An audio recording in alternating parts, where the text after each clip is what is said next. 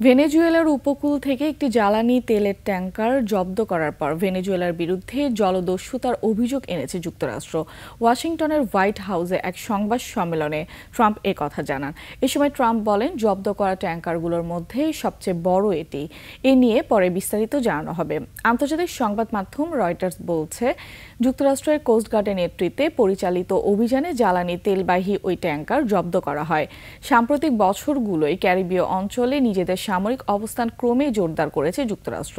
Venezuela আর কলম্বিয়ার আন্তর্জাতিক জলসীমায় সন্দেহভাজন মাদক চোরাচালানের নৌযানগুলোর ওপর একাধিক হামলা চালিয়েছে তারা।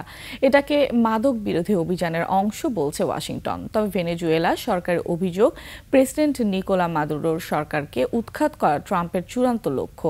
এজন্য ক্রমেই এমন সব অভিযানের পথ বেছে নিচ্ছে ওয়াশিংটন।